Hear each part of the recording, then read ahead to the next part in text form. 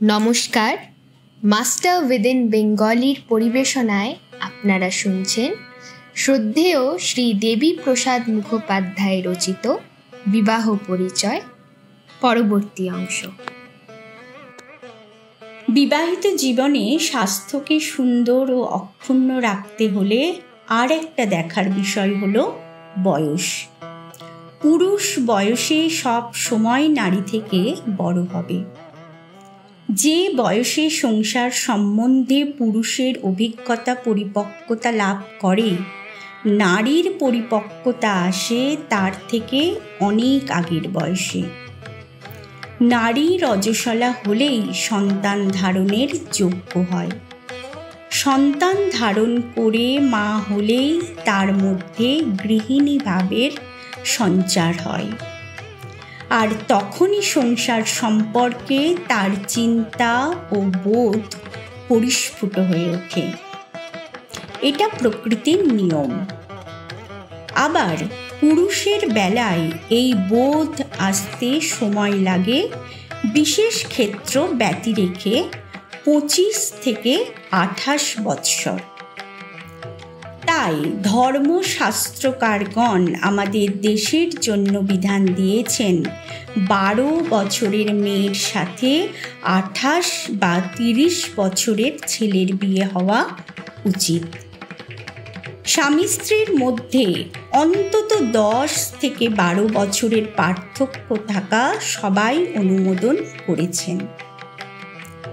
যুগপুরুষ শ্রী শ্রী ঠাকুর অনুকূলচন্দ্র এই সমস্ত মতকে অধিকতরভাবে পরিপূরণ করে ঘোষণা করলেন, স্বামী স্ত্রীর বয়সের পার্থক্য 15 থেকে 20 বৎসর হলে আরও ভালো হয়।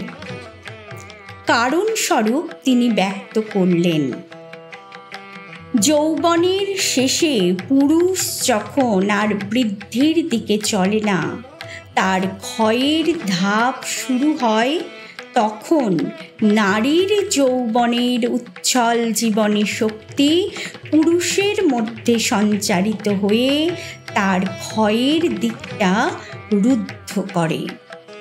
তাতে ওই পুরুষের বার্ধক্য দেরিতে আসে এবং তারও জীবনী শক্তি নারীর মধ্যে সঞ্চারিত হয়ে নারীকেও বহুকাল পর্যন্ত সুস্থ ও তাজা রাখে।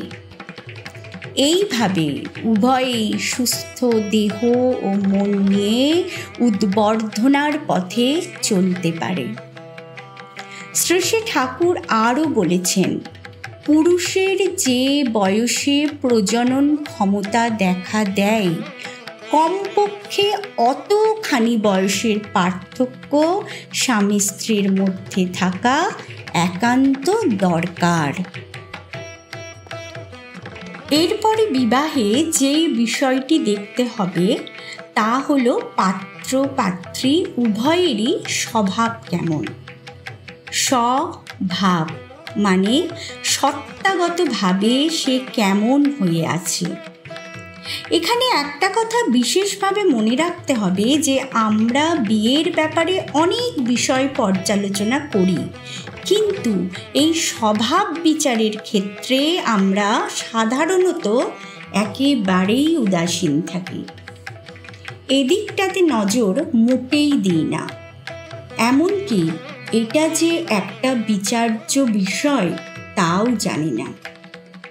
ফলে খুব ভালো ঘরের মেয়ের খুব ভালো ঘরের ছেলের সাথে বিয়ে হলেও হয়তো দেখা যায় স্বামী স্ত্রীর মধ্যে কিছুতেই মিল হচ্ছে না। একটা চাপা অশান্তিতে দিন কাটে। ব্যক্তিগত মানুষ হিসাবে স্বামীটি ভালো, ব্যক্তিগতভাবে স্ত্রীও ভালো, তাদের আচার ব্যবহার সবই ভালো। যেই তাদের মিলিত জীবনের অধ্যায়ে আসে, তখন কিছুতেই একজন আর একজনকে ঠিক সহ্য করে নিতে পারে না।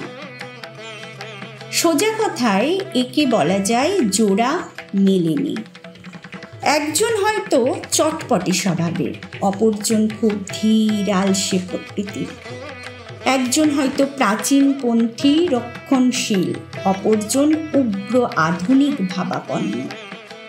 স্বাভাবিক দিক দিয়ে একজন হয়তো অন্তর্মুখী, অন্যজন বহির্মুখী। খুব অলক সামান্য গুণের অধিকারী না হলে এই দুই সম্পূর্ণ বিরুদ্ধ স্বভাবের সামঞ্জস্য হওয়া কঠিন। ভদ্র পরিবার হলে তাদের ওই অশান্তির কথা বাইরের লোকে জানতে পারে না, তা বলে অবশ্য তা চাপাও থাকে না। ওই অমিল এবং অশান্তির খবর ব্যক্ত হয়ে পড়ে সন্তানের মধ্য দিয়ে। মেশিনে যদি গোলমাল থাকে তাহলে সেই মেশিন থেকে যা প্রোডাকশন হবে তাতেও খুঁত থেকে যাবে। ঠিক সেই রকম স্বামী স্ত্রীর ভিতরের অসঙ্গতি, অসামঞ্জস্য ফুটে বেরোবে সন্তানের মধ্য দিয়ে। স্ত্রী হয়তো স্বামীর কতকগুলি গুণ পছন্দ করে, আবার কতকগুলি গুণ অপছন্দ করে। ওই অপছন্দ করা গুণগুলি স্ত্রী নিজের মধ্যে সামঞ্জস্য করে নিতে পারে না। স্বামীর গুণের সঙ্গে নিজেকে খাপ খাইয়ে সর্বতোভাবে স্বামীর মনোবৃত্তির অনুসারিণী হয়ে উঠতে পারে না। এই খাপ না খাওয়ানো অর্থাৎ অসমঞ্জস যেসব বৃত্তি, তা বিক্ষোভ সৃষ্টি করে তাদের সন্তান সন্ততির মধ্যে। তাদের জীবন সুগ্রথিত হয়ে ওঠে না। ওই সব সন্তানদের ব্যক্তিত্বের মধ্যে কিছু পরিমাণ খাপ ছাড়া বিদঘুটে চলনের ছাপ থাকবেই। এই জাতীয় সন্তান হয় বিকৃত বুদ্ধি সম্পন্ন, হাবাগোবা, স্বল্পায়ু, ক্ষীণজীবী বা অস্থির চিত্ত।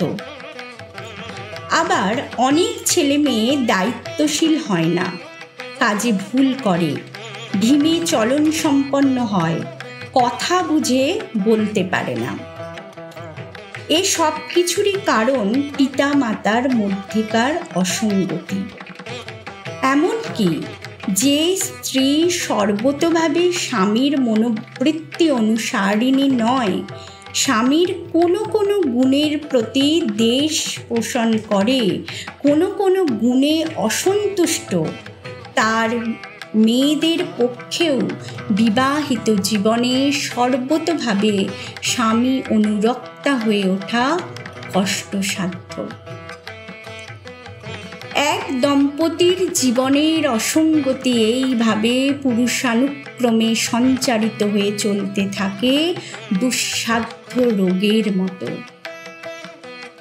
অনেক ক্ষেত্রে এই অসঙ্গতি শিশুকাল থেকেই ধরা পড়ে, আবার কোনো কোনো ক্ষেত্রে হয়তো কিশোর বা তরুণ বয়সে এটা বোঝা যায় না।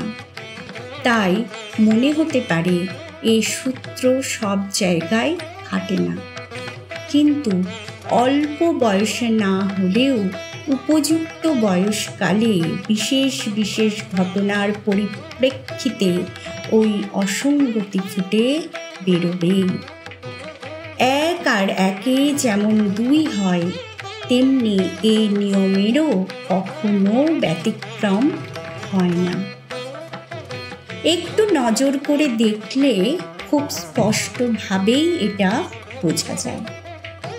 শুনছিলেন শ্রদ্ধেয় শ্রী দেবী প্রসাদ মুখোপাধ্যায় রচিত বিবাহ পরিচয় অষ্টম পর্ব, পাঠে শ্রীমতী সুমনা ভট্টাচার্য। কেমন লাগলো আপনাদের আজকের পর্বটি? আমাদের অবশ্যই জানাবেন কমেন্টের মাধ্যমে, ও আরও মানুষের সঙ্গে এই এপিসোডটি শেয়ার করে শ্রী শ্রী ঠাকুরের বার্তা পৌঁছে দেবেন। আমাদের দেখা হবে আবার আগামী সপ্তাহে। আমরা চলে আসব এই গ্রন্থ পাঠের আগামী পর্ব নিয়ে। জয় গুরু, বন্দে পুরুষোত্তমম।